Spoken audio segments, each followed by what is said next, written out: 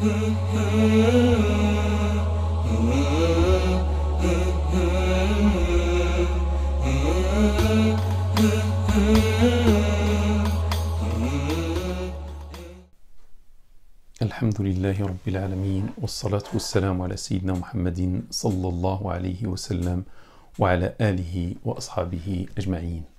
Amin. Mes frères, mes sœurs en islam, salam alaykum wa rahmatullahi ta'ala wa barakatuh. Sachez que avec le hajj ou le pèlerinage, beaucoup de choses deviennent interdites pour celui qui est en état d'ihram, qu'on appelle muhrim. Celui qui est en état d'ihram, il s'appelle un muhrim. Pour ce muhrim, beaucoup de choses deviennent interdites et toutes ces choses ont une relation avec 4 points. Le port des habits cousus, ça c'est le premier. Le confort du corps, ça c'est le deuxième. La chasse, ça c'est le troisième. Et le quatrième, c'est les femmes. On va parler de tous ces points dans l'ordre et je commence par le premier point, le port des habits cousus. Pour l'homme, pour l'homme muhrim, il est interdit de couvrir la tête avec un turban, avec une casquette, avec un chapeau ou avec un tissu. Donc, le fait de couvrir la tête avec n'importe quel objet est interdit pour l'homme muhrim. On doit voir la tête de l'homme muhrim. L'argument, c'est que un homme muhrim est décédé pendant le pèlerinage à l'époque du prophète sallallahu alayhi wa sallam et il leur avait dit, prière et salut sur lui, La tukhammiru ra'sahu فَإِنَّهُ يُبْعَثُ يَوْمَ الْقِيَامَةِ مُلَبِّيًا. Ne couvrez pas sa tête, car il sera ressuscité le jour de la résurrection en faisant la talbiya. Ça veut dire il sera ressuscité comme un pèlerin en état d'ihram unanimement authentique. Et dans une version de l'imam Muslim, لا تخمروا وجهه ولا رأسه ولا رأسه. Donc, ne couvrez pas ni son visage, ni sa tête. Cela signifie que même le fait de couvrir le visage pour un homme muhrim est interdit, parce qu'il a dit « ne couvrez pas son visage ni sa tête ». Donc, selon par exemple les Malikites et certaines autres écoles, il est interdit de couvrir le visage ou la tête lors de l'ihram.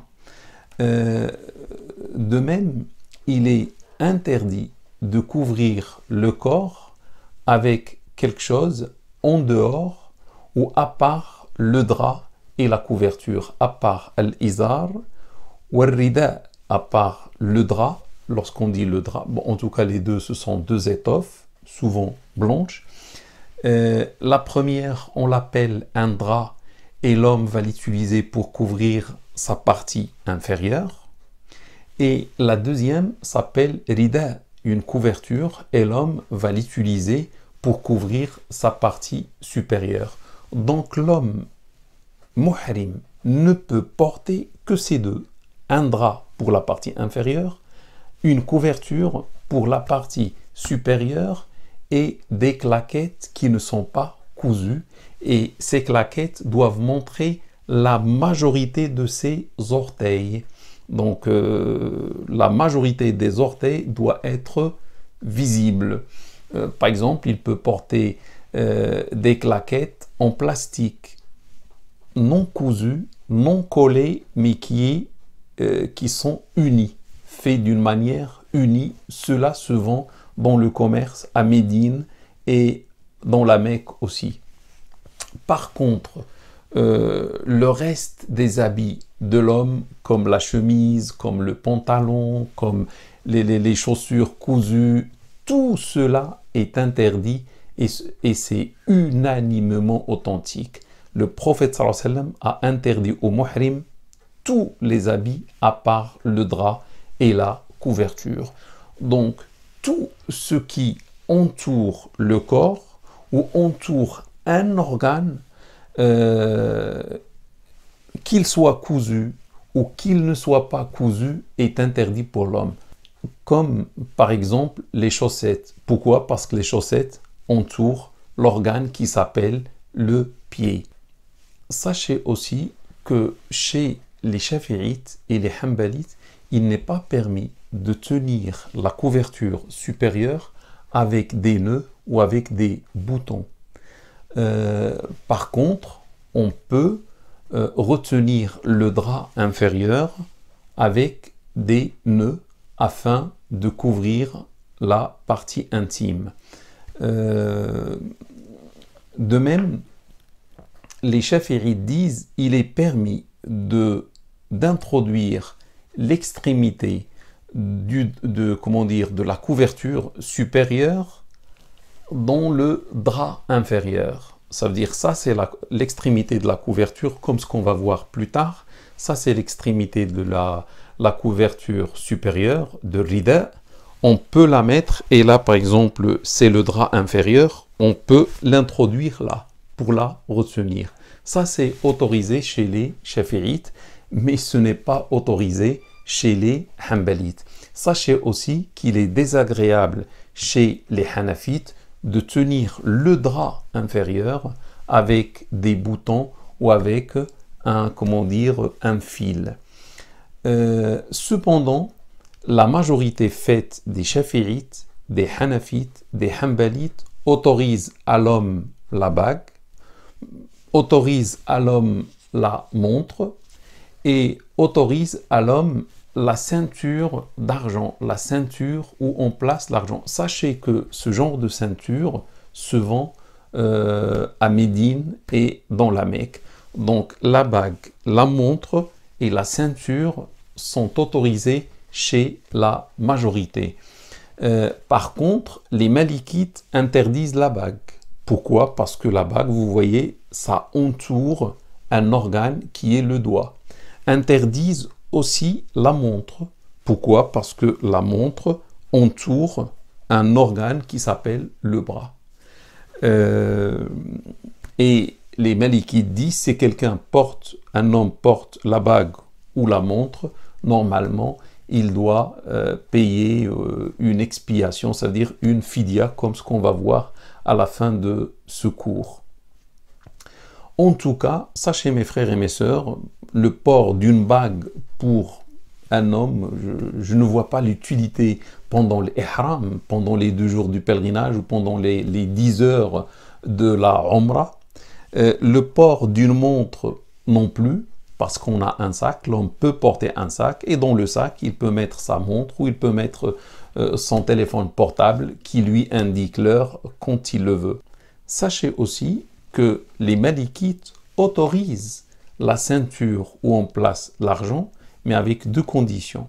La première, que l'argent serve pour la dépense propre du pèlerin et non pas la dépense des autres pèlerins. C'est-à-dire qu'il ne doit pas garder l'argent des autres.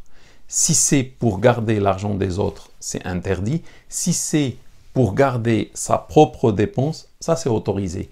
La deuxième condition, que la ceinture se place en dessous du drap inférieur. Ça veut dire, on place la ceinture et au-dessus, l'homme place le drap. Et non pas le contraire. Il ne doit pas placer d'abord le drap et au-dessus du drap, il met la ceinture. Pourquoi? Parce qu'à ce moment-là, il aura retenu son drap avec la ceinture et cela n'est pas autorisé chez les Malikites. Sachez aussi que le fait de se couvrir du soleil par un tissu, mais à condition que le tissu ne touche pas la tête, ou par un parasol, ou par une ombrelle, par un mur, par un arbre, par une tente, tout cela est autorisé. Ce qui est interdit, que l'objet qui nous couvre touche notre tête. Ça, c'est interdit. Mais si l'objet ne touche pas la tête, ça, c'est autorisé chez tout le monde. Il est même autorisé de poser sa main sur sa tête. Et même si on la laisse pour longtemps, c'est pas grave. l'argument, c'est qu'un compagnon, pendant le pèlerinage, couvrait par ses habits le prophète sallallahu alayhi wa sallam, rapporté à la fois par l'imam Muslim et l'imam Ahmed.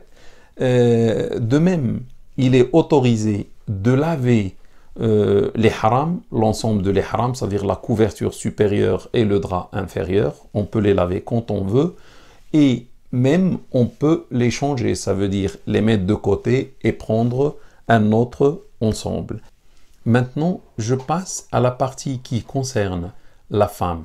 Sachez que la femme doit couvrir l'ensemble de son corps, à part son visage et ses deux mains.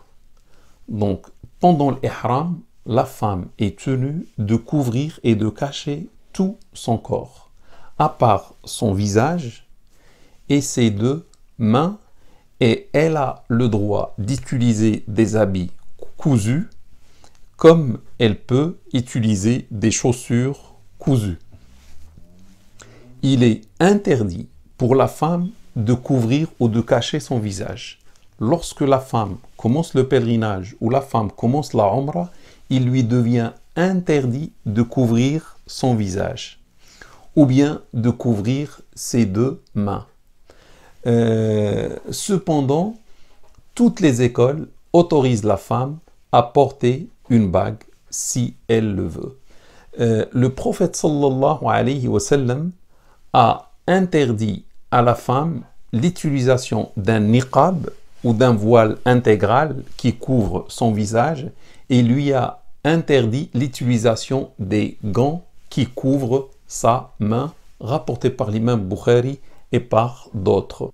À la fin, sachez que celui qui ne respecte pas ces interdits, qu'il soit homme ou femme, s'il le fait avec préméditation, il devient un pécheur. Mais s'il le fait parce qu'il a une excuse, par exemple il est malade, il se soigne, ou il y a trop de froid, ou il y a trop de chaleur, il y a trop de froid, donc il va porter plus que, par exemple, ce que l'islam lui autorise, le drap et la couverture, ou il y a trop de chaleur, à ce moment-là, il n'est pas pécheur. S'il y a une excuse, l'homme ou la femme n'est pas pécheur. Mais dans les deux cas, le cas de préméditation ou le cas où il y a l'excuse, l'homme ou la femme doit payer une fidya, doit acquitter une fidya, une expiation. La fidya, c'est soit offrir un mouton, soit jeûner 3 jours en contrepartie du port de l'interdit, de ce qui est interdit. Donc soit il offre un mouton, soit il jeûne 3 jours, soit il nourrit 6 pauvres et il donne à chacun 2 poignées d'aliments. Ça peut être par exemple des dattes. Ou bien d'après les Malikites, il leur donne le repas le plus consommé dans le pays. Ça veut dire à chaque pauvre, il va donner 2 poignées du repas le plus consommé dans le pays. Et il y a 6 pauvres à nourrir.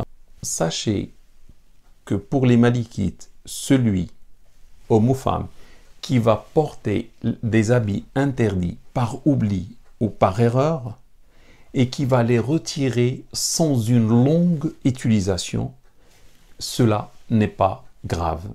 Imaginez quelqu'un qui va couvrir par exemple sa tête en oubliant, mais 1 minute après il va se rendre compte et il retire, cela n'est pas grave et il ne paye pas l'expiation.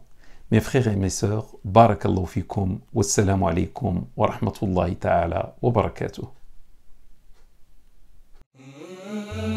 Hmm.